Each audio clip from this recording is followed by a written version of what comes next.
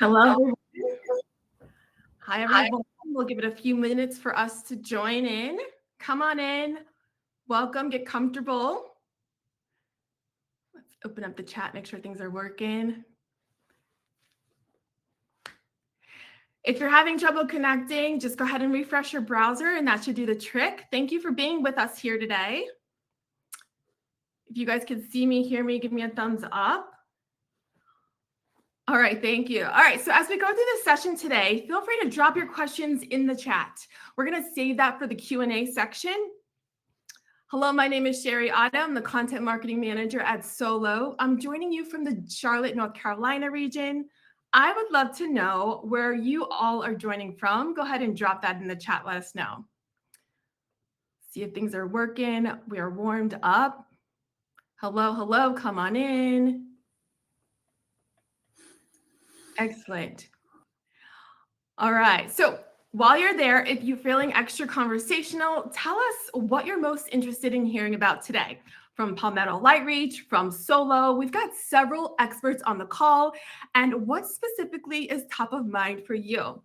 Today, we're digging into the TPO rejection problem nobody talks about. So, quick question for the group.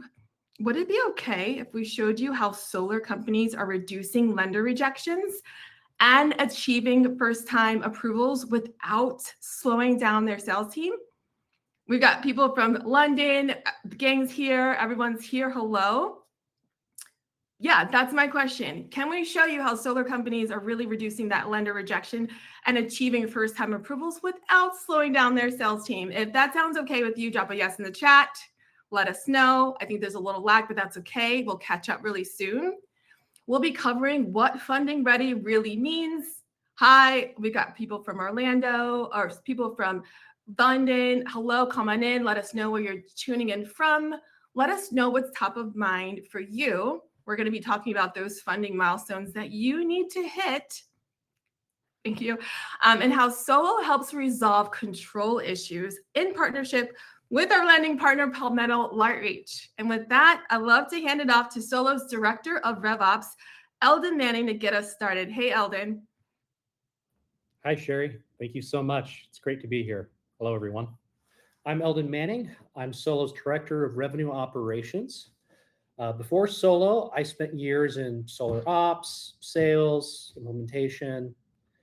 I've kind of seen firsthand how you can work really hard, but great sales will still fall apart downstream because of funding issues, compliance issues, rework, any type of post-sale friction, really.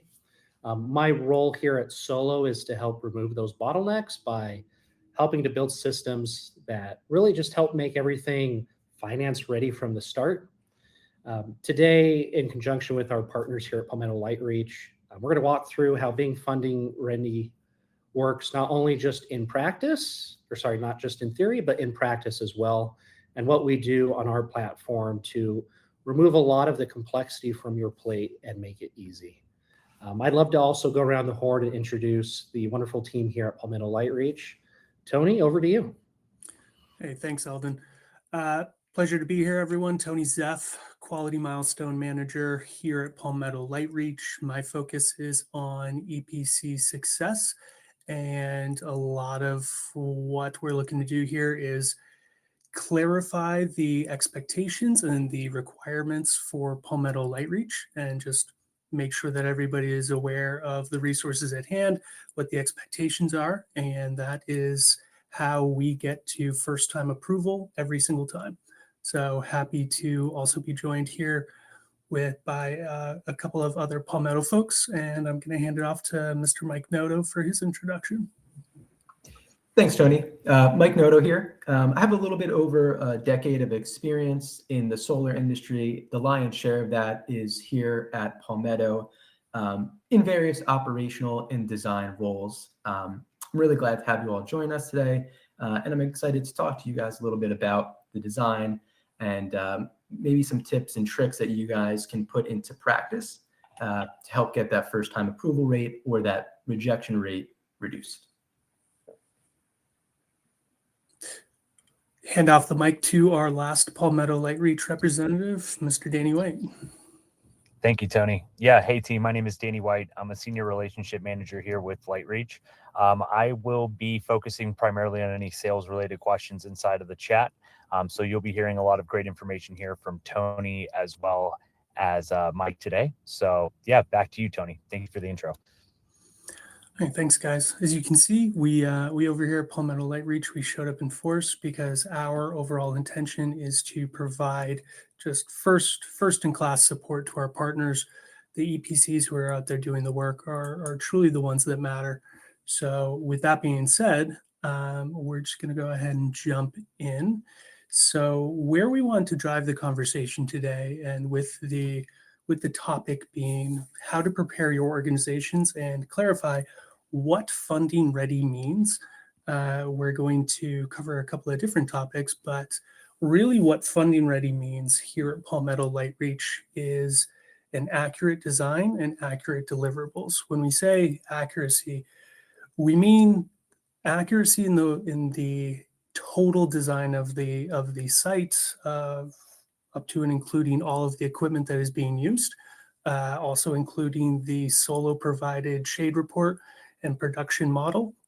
All the documentation to certify that the system is going to perform as designed, as built, as expected, and then just ensuring that the plethora of small details and nuances that we encounter on every single project are accounted for, and that's basically everything is as accurate as possible. So we're going to spend a little bit of time digging into a number of these topics, but really the first place to speak to is the equipment that is intended for use on site.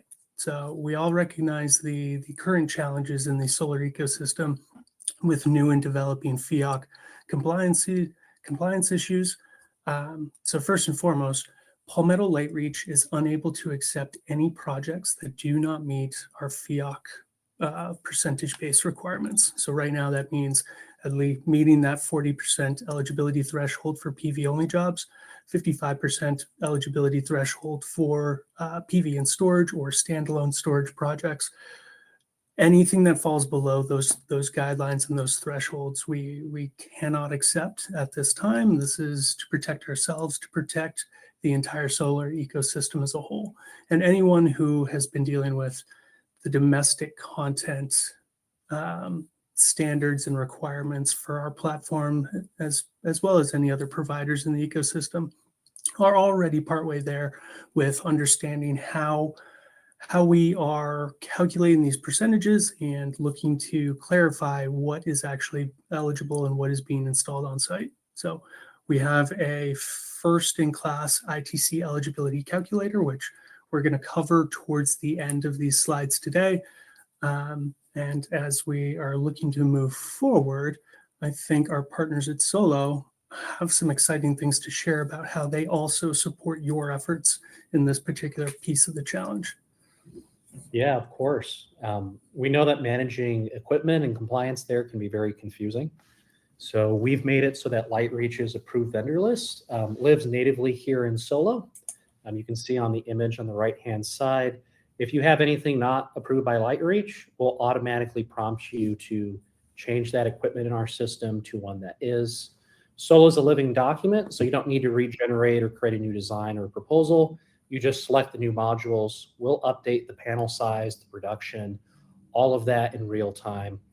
And we get pretty granular here with our partnership with Palmetto LightReach. They've been terrific partners with us, and we have down to the SKU level mapping. For those kind of unfamiliar with that, I was talking to a director of operations the other day, and Q-Cells, amazing brand, could not recommend them highly enough. They have one panel which has the same model number, but one is produced overseas and one is produced here domestically in America. And while it's the same model, the actual SKU is different. So we'll get down to the SKU level mapping in Solo and match that up with the SKUs in LightReach as well. We have visibility for domestic content in our system. And really this entire thing just makes sure that before you even sell or select LightReach, it prevents any type of compliance issue with equipment. and that ideally should result in fewer funding delays and rework. And it's handled all automatically inside of Solo. There's no separate LightReach template. Just select LightReach and everything is compliant. And if it's not, we'll let you know. That level of support is very much appreciated, as that landscape changes somewhat dynamically and very fast given what we're seeing in the solar ecosystem today. We're going to dig into some of the specifics of what we're looking for as far as design deliverables over here, the Palmetto LightReach side. And with that, I'm going to hand off the mic to Mr. Mike Noto. Awesome. Thank you, Tony. So when we talk about funding ready for a project, a large part of that involves providing all of the design deliverables. And when we're specifically talking about Solo, we're looking for two main things. The design package, which we'll look at on this page, and then the shade report that we'll look at on the following slide. Right off the bat, one really nice thing about Solo is all their inputs are locked. So what that means is you don't have to play around with any settings, or for example, if you're operating in the Northeast of the US, you don't have to put in a snow load percentage into your design software. That's all locked in already by Solo. So that's one less thing you have to do. You don't have to check the DC to AC ratio, inverter efficiency, things like that. Really streamlined, but there are a few important deliverables that we're going to need for every single job. First one, looking at this screenshot, is the System Details tab. You can get that by looking at the editable proposal. Click on System Details, and that'll give you this pop-up window for the system data. This is important for us to see array level detail, the tilt, shading percentages, panel count, all that great stuff. The next thing we need to see is the irradiance map. You can actually see a bit of that in the background of this screenshot. That's kind of that heat map over the home. And then the third thing is the as-built layout. Again, we see a portion of that in the background here. So when it comes to this design package, we need these 3 bullet points. A lot of times you can provide these 3 in 2 photos, right? Because a lot of times that irradiance map and the as-built layout, you can get that in 1 photo. You basically just hide this System Details tab here, and then you take another screenshot with this one visible. Moving on to the shade report. So one thing that Solo does is it provides a full PDF shade report. It's usually like a 5 to 10 page document, depending on the size of the system. I think this came out somewhere around a year ago. This is another deliverable that we require. Again, just to double check that everything in the design is accurate, right? The panel layout, external obstructions like trees or other homes, things like that. The biggest takeaway though from this document, it's a super easy document to upload, but we want to make sure that you are uploading the PDF file itself. In this slide, I took 2 screenshots of a couple of pages in that document. This would not be accepted. We would not accept screenshots of the information. We need the full PDF package. With that said, I think Eldon will now take us through how you guys can easily access this stuff through Solo. Thank you, Michael. So yeah, where you would access the proposal in Solo, I have an image here of our customer page. If you were to hit the view button in the top or the right-hand side there, normally that's how you access the proposal. If your user has access to edit shade reports, it would just show you the ability to download the full PDF of the shade report there. I do want to clarify that the shade report is a completely separate item from the proposal. So you don't want to like download the proposal PDF and then submit that. Going to go wrong there. All you need to do is download the shade report. If you don't have access on your user to download the shade report, just let our support team know. It is configured on the user level, so we can turn that on for you. If you're an owner or an admin for most companies, that should be on by default, but if it's not, we're happy to assist. And then on that note, we recognize that kind of the theme here for delaying or avoiding a lot of funding rejections is If you audit and check your work before you submit, you can obviously not get it rejected if everything is correct. But we also recognize that that puts a lot of undue burden on your operations teams. We don't want post-sale to just be never-ending audits from your team, especially when speed to funding matters. As a result, Solo has a special process that we do with Palmetto LightReach, and that's what we call design verification. If you've ever sold through our platform, you'll sometimes see a stipulation for design verification open up. All that is our team coming in, and we're validating all of the proposal design assumptions either pre or post sale. So that's going to be your roof layout, your equipments, your setback, your production logic there. That ensures that at least on a fundamental level, Solo can stand behind that design and it's underwritten all the way to install. That way, your team does not have to invest as heavily as they need to in a lot of those design audits. And when you export the system details or the shade report, you can stand behind the content of those files knowing that they'll be accepted.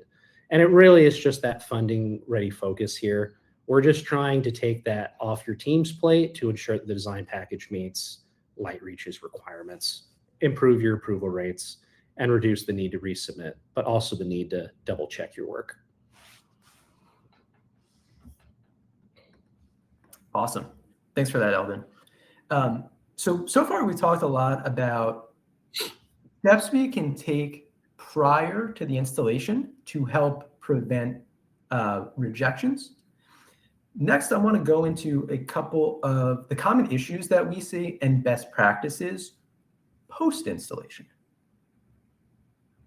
So many of the issues that we see in design deliverable related rejections are because of either inaccurate or missing information.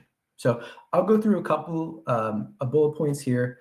In the production model, something that we'll see is the array specs will deviate from our positive to negative 5% variance on the tilt and the azimuth. It is rare to see the azimuth off by more than 5 degrees, but the tilt of the roof, the pitch of the roof, we do see that a fairly decent amount being greater or less than 5 degrees outside of the designed deliverable. The next piece is simply missing components. Sometimes we get a screenshot that has part of the page cut off and it might be missing some crucial information. Maybe a document's missing entirely, or maybe you forgot to click on the system details tab on that photo. These are all things that certainly can happen. We're all human, but just want to pop out some of those quick reminders that might be able to save you some rejections. Next, in the shade report, similar theme, missing array details. Was the upload blurry? Is it cut off? Is it missing something? Missing shading sources. This one's more, maybe there's a large tree in the customer's yard and it wasn't modeled. Maybe it's a new build where there's not a lot of satellite imagery, but the neighboring homes in this new build are 2 stories, while the house we installed on is 1 story. We need those neighboring homes modeled. So things like that, any external shading sources. And the last one, again, missing documents. Same as missing components. Just give a quick check there to make sure you got everything. In more general terms, something that we see a fair amount is that the as-built does not match as designed. We all know day of install changes happen. That's just the life that we live in. But after that happens, you need to true up the design deliverables. A panel count change is another big one. The panel count needs to match exactly. The design deliverables needs to match exactly with what was installed in terms of panel count. The last one is more of an extreme case. That is when the system size changes more than 25%. In those cases, of course, we need the design deliverables updated. But in addition to that, we would need a contract change for something that dramatic. Again, that last bullet point, that one's really just a reminder. It happens less often. Luckily, though, there are a few easy checks that installers can do post-install to ensure success and avoid some of these most common rejections. So simply comparing the on-site tilt measurements against the design deliverables and making sure we're within that 5-degree tolerance is big. I recommend everybody does that. On-site measurements are going to be the source of truth. So once you have those, go back to your design and ensure that you are within 5 degrees of that on-site tilt measurement. Next is making sure no modules changed mounting planes during the installation. Now, I do want to add a caveat there as well. If a module stays on the same mounting plane and just changes orientation, say it goes from a portrait orientation to landscape, no issues. We're not going to require a change order unless you just moved it into, unless it got rotated into a point of shade. I bring up these two, I'll call them 2 bullet points because I really kind of segment them into 2 sections here. One is checking on the tilt and one is checking on the layout. I looked at metrics earlier this morning, both over the last 30 days and over all projects in the history of LightReach. These issues have been in the top 5 rejection reasons. And I also want to add, this is not, it's agnostic of any design platform. So Solo does a lot of things that helps reduce this risk. But like I said earlier, on-site changes, they just happen. So always double check after install has been completed that those design deliverables do match up. But kind of as I talked about a little bit, a design change doesn't always warrant a change order or an update. So I just want to go over a couple quick ones, a couple minor changes that won't require any updates and a few major ones that do. Any changes to the racking, that's fine. You don't necessarily have to update the design deliverables. It's not going to have any bearing on the system's production or a safety concern. Next, talking about the solar layout, as I just talked about a few moments ago, any orientation changes on the same mounting plane is going to be totally okay. The only exception is if that gets moved or rotated into an area that has shade, right? So really simple example. We have a southern facing roof. There's a tree on the left side. You installed 2 panels on the right side. During install, for some reason, they moved it onto the left side of the roof. Because that tree is there and it's causing shading, we will ask for an update on that design deliverable. If there's not a tree there, you can move that panel anywhere on that same mounting plane and we're going to accept it. Lastly, with electrical, if you have like a change to the interconnection method, conduit path change, equipment location change, things like this, again, you're not going to have to change the design deliverables because they're not going to have a bearing on the production estimate of the system.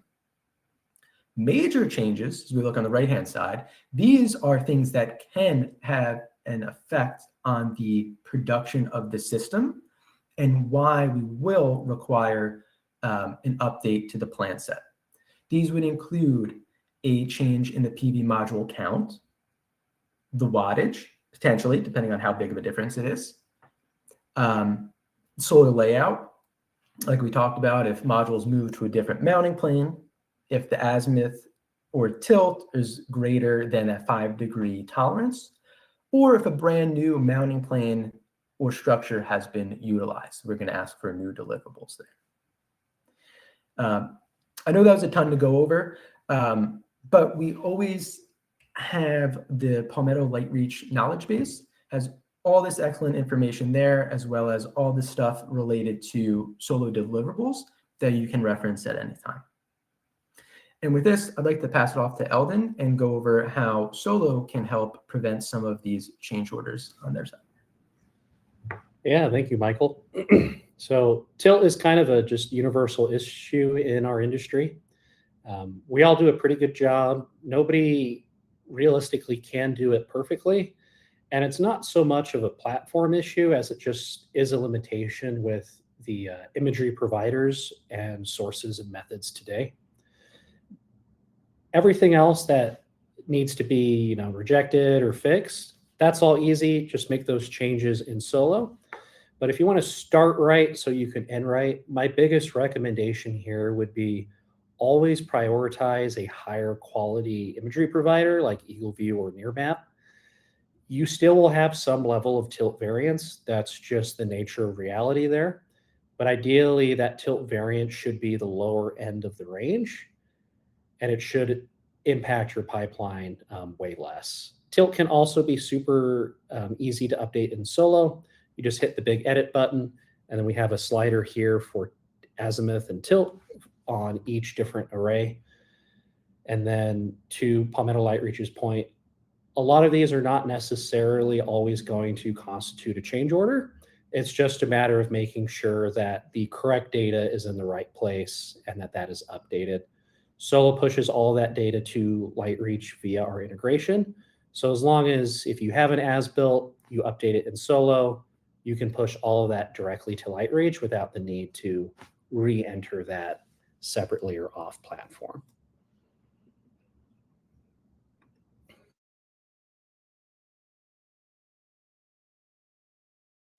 Yeah, fantastic stuff. The support that Solo gives the entirety of the process with ensuring and making it easy to accommodate any of these on-site changes that may have impacted or taken place on the install is really, really great, and something that we over here at Palmetto LightReach do find a lot of value in with them specifically.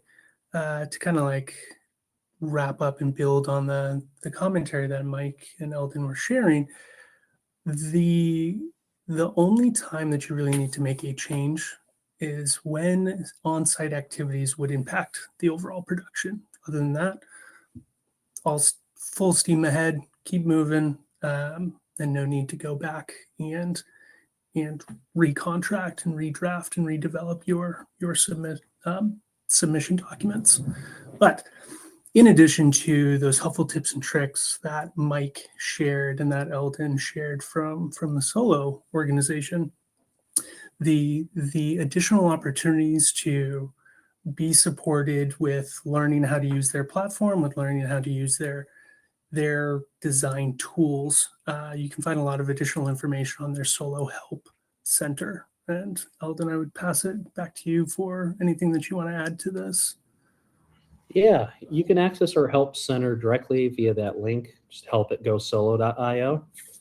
You don't need a login, though if you do have a login, there's a little bit more custom tailored articles available. But everything that we've covered here, from the design deliverables to how design verification, shade reports, etc., work in our system, we all have articles here on the Help Center that you can search for if you just search LightReach.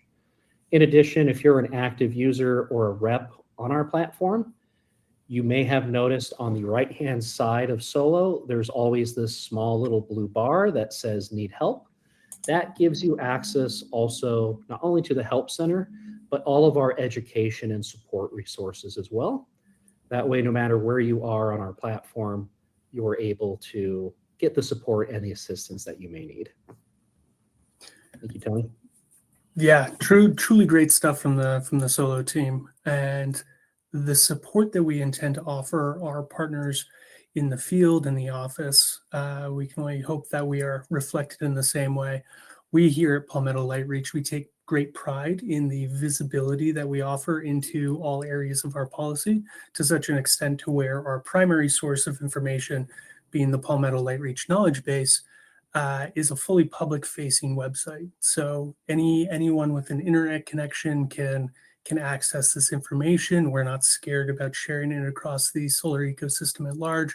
I would truly recommend ensuring that your teams in office and on site have these links, as information that they are able to access in real time. Could be the difference between collecting a rejection or any potential project friction. So with the Palmetto LightReach knowledge base, it is separated into individual program types in case some of our callers here today are involved in the Palmetto LightReach Energy Plan or the Palmetto LightReach New Homes Program.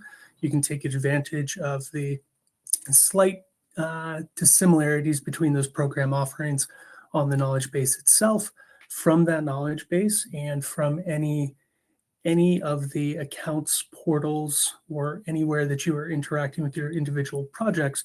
You can also navigate to the Installer Ops Center via the small Palmetto button, generally found in the lower right-hand portion of your screen.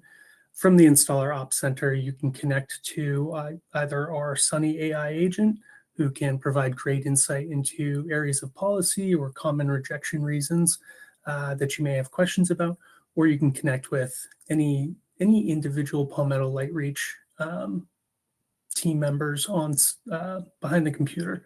So you can get direct connection to members of our OpSpec team, compliance team, incentives team, or Mike Noto and our whole cohort of Crackshot QC techs. So we really want to ensure that you, the partners, have access to these resources, that you know where to go to when you have questions, as that asking these questions and getting those answers is truly the difference between first-time success and persistent challenges on these platforms. So I believe that's mostly covers, one of the best resources that we have put together for our partners to utilize at this time is the ITC eligibility calculator. So this calculator is an offering that administrator user roles can take advantage of on the FinCo accounts platform. So the same place that you're going and managing individual projects. From the accounts dashboard or tools, you can navigate down to the ITC eligibility calculator. This calculator is designed to reflect everything that we know about individual FiOC compliance percentages, and by every make model of all manufacturers on our AVL at this time. So the same detail in which Eldon was speaking to at the model level for Q cells, I believe his example was, we have represented the same thing in this calculator. And so going on to the knowledge base will absolutely do a much better job than I am right now of explaining this. But when you are entering your equipment into this calculator, what it's going to do is it's going to clearly explain what pieces of equipment are contributing to that 40% PV threshold, or that 55% PV in storage or standalone storage threshold. So we can see a great example of, on the lower left-hand side, when you enter in every part and piece that you're intending to use on any individual project, you can hit that calculate button, and it very clearly identifies if your project is going to meet those eligibility thresholds. And you can see on the lower left, and then on the lower right-hand side of that screenshot, clear identification if this project is also going to meet any DC eligibility requirements, which, for everyone who is not fully aware, our DC eligibility requirement at this time is 50% or above. So this makes it very easy and absolutely helpful to plan out your projects in the long term, and then connect with Solo's design platform on the individual project level. So planning out your material usage throughout the next six months, throughout the next calendar year, will all be supported by this ITC eligibility calculator. And just a quick note of the use and what we are seeing in the screenshot on the lower right-hand side of these slides. A project is entirely possible to meet our DC eligibility thresholds, but not meet our FiOC eligibility thresholds, in which the project would be fully disqualified, as we cannot fund anything that is not meeting FiOC compliance eligibility thresholds at this time. So really just want to make sure that all of our partners have a clear understanding of this. use it for your project planning, but also this is a required part of the submission for any individual project to become funding and installation ready.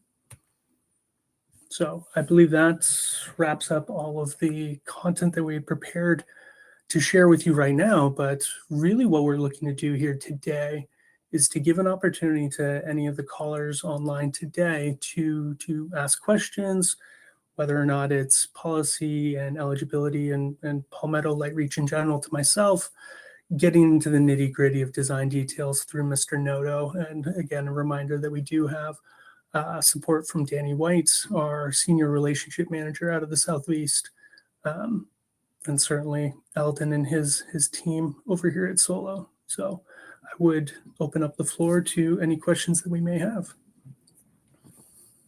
Yeah, please do ask questions. I think our average funding rate is like 93%. So if your organization is, below that benchmark, there's definitely room for improvement there, and we'd love to support you with that.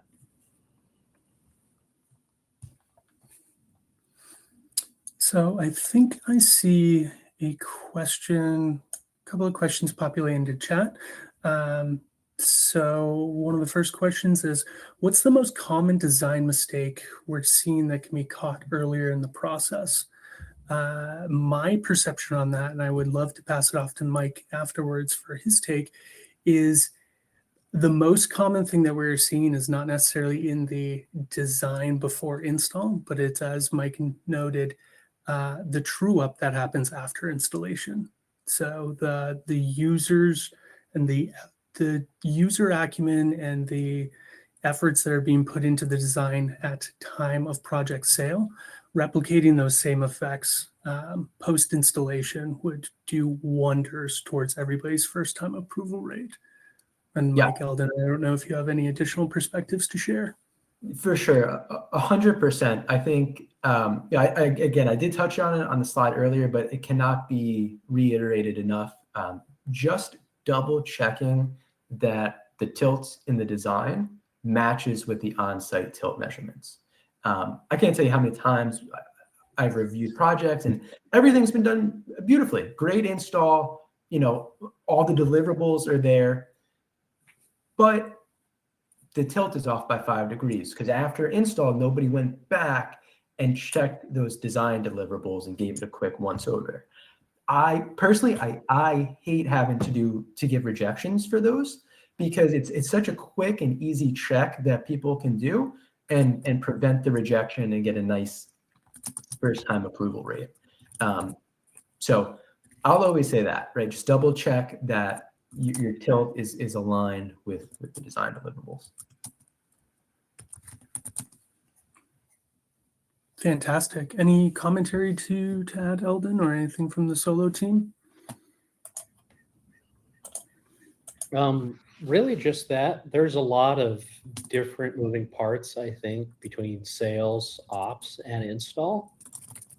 Having a centralized system that can connect all of those and then also connect back to Palmetto LightReach's portal cuts back on a lot of where I think those handoffs tend to generate friction or information is lost.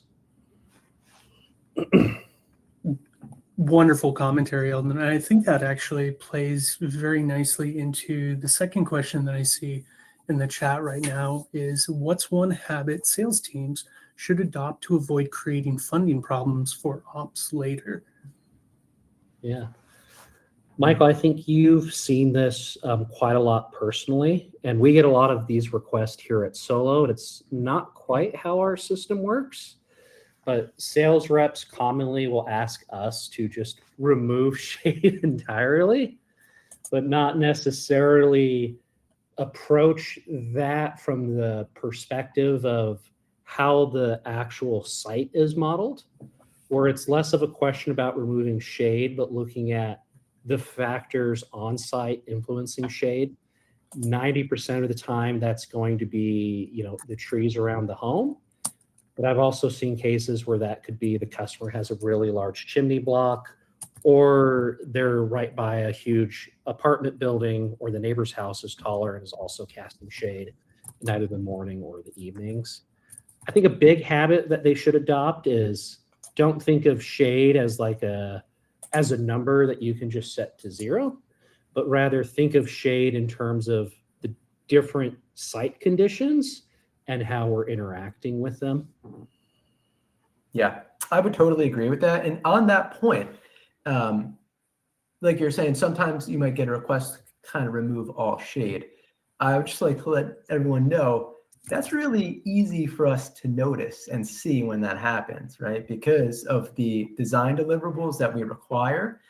So if we look at the satellite imagery and I see trees everywhere and I see neighboring homes, and then I look at the array detail and it says 0% shading, I know something funny went on there.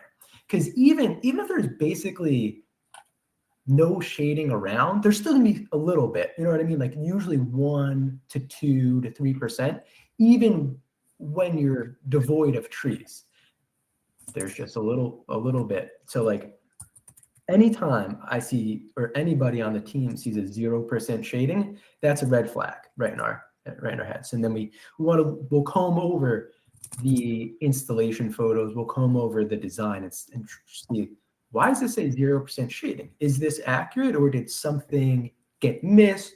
Did something get removed that shouldn't have been removed? And normally that is the case.